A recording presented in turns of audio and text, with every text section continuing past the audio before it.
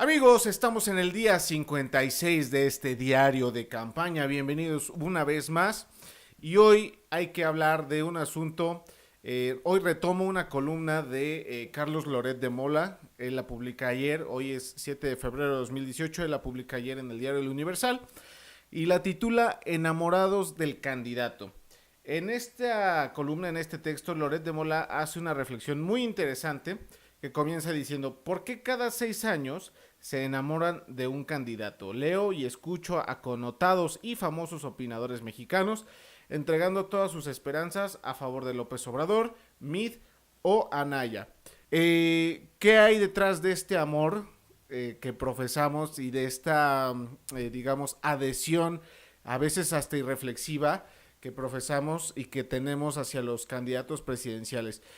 Me gusta que se ponga sobre la mesa porque ataca de raíz, creo, ataca de lleno esta falacia que solemos pensar en México de que llegando uno u otro al cargo de presidente, de diputado, de presidente municipal, de gobernador, etcétera, las cosas en México van a ser distintas. Y eso es lo que dice Loret de Mola, por ejemplo. Dice: ¿no se han dado cuenta de lo ilógico que resulta creer que una sola persona va a resolver todos los problemas, que una sola persona es garantía de la salvación de la patria, que una sola persona es capaz de llevar a México a la anhelada modernidad?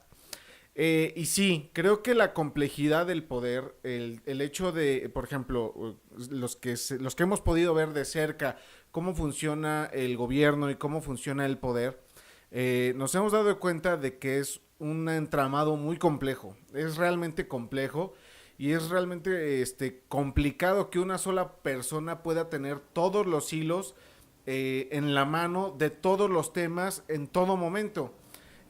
Obviamente por eso existen las instituciones, por eso existen las secretarías de Estado, por eso nos dividimos en niveles de gobierno, por eso hay pesos y contrapesos a nivel institucional, pero creo que esta reflexión es ir más allá, ya lo dije, de esta falacia de pensar de que una sola persona va a transformar a México, como también lo dice Loret de Mola.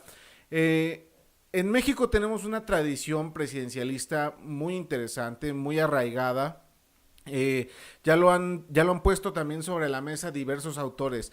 Por ejemplo, Enrique Krause, en su libro de la presidencia imperial.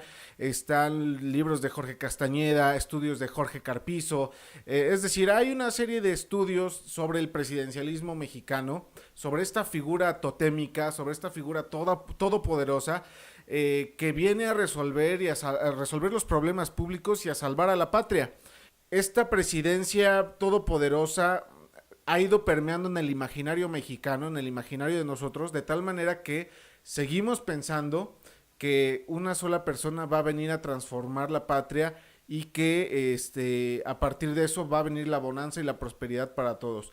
Esto también tiene que ver con la creación del PRI en su momento, con toda esta tradición de la familia revolucionaria y cómo a lo largo de los años se fue alimentando esta creencia. El hecho de haber tenido un partido único por tantos años, sí creo que anestesió, adormeció a un pueblo mexicano, a una sociedad mexicana, y lo adormeció de tal manera que fuimos incapaces por décadas de sublevarnos en el buen sentido contra ese poder.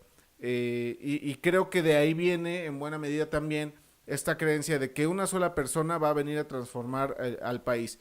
¿Y qué efectos tiene? Ya lo dice Loret de Mola en su columna. Él habla de los articulistas y los periodistas y de cómo esto de alguna manera incide en la conversación pública, pero también creo que tiene que ver o se relaciona con nuestra vida cotidiana en ejemplos muy concretos. Pongo uno: en Facebook o en Twitter, al dar una opinión o al tomar posición por algún candidato, pues obviamente va a haber alguien a que no le guste nuestra postura y entonces empieza un debate, un intercambio, muchas veces muy pobre también y muy poco informado. Y en ese sentido, Se ha visto, al menos yo lo he visto desde 2006, por ejemplo, cuando surgieron blogs, surgieron páginas de internet, estas cadenas de correo electrónico en aquel entonces en contra de López Obrador. Éramos capaces y somos y seguimos siendo capaces de cancelar amistades, de poner en riesgo nuestras relaciones familiares por tener la razón.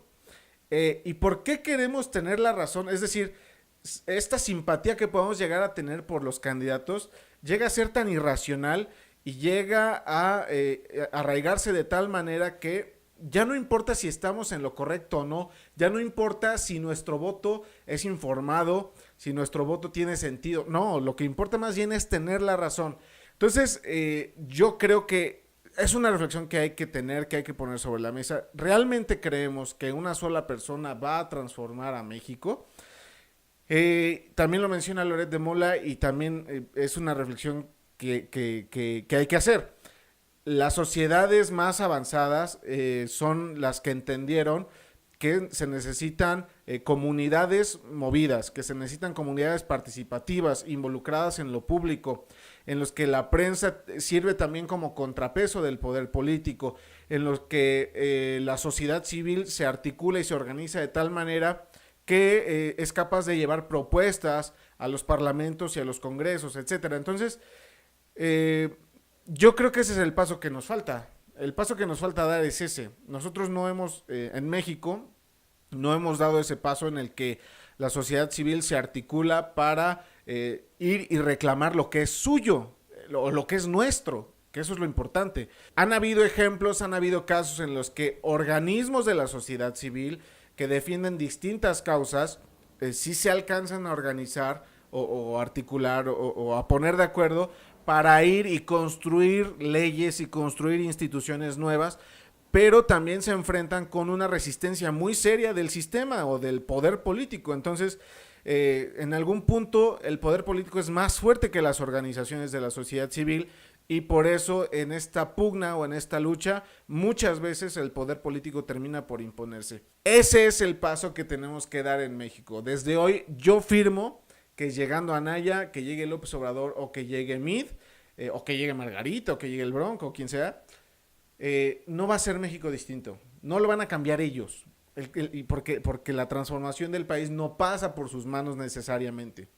Entonces hay que levantar la mira, hay que ir más allá y si nosotros alcanzamos a entenderlo, tenemos que transmitir y comunicar esta visión a través de hechos concretos para que México realmente cambie. Veía yo el programa de ayer de López Dóriga de Si me dicen no vengo, en el que debatieron por segunda vez, entiendo, no había visto la primera, sino esta segunda vez, debatieron los presidentes de los partidos políticos más visibles y representantes de estos movimientos. Y la sensación que me queda es esa, ellos no entienden la magnitud de lo que está en juego, ellos no entienden que el país requiere más de nosotros que de ellos. Y en ese sentido, pues, por eso es importante hacer esa reflexión. Va más allá de los partidos, va más allá de los políticos y va más allá de un proceso electoral meramente de coyuntura. Hasta aquí ahora sí dejo el video. Muchas gracias por seguir esta reflexión. Muchas gracias por acompañarme. Seguimos en el diario de campaña. Nos faltan 143 días para el día de la elección. Aquí seguimos y aquí seguiremos. Yo soy Jesús Caudillo. Nos vemos en el siguiente video. Hasta entonces.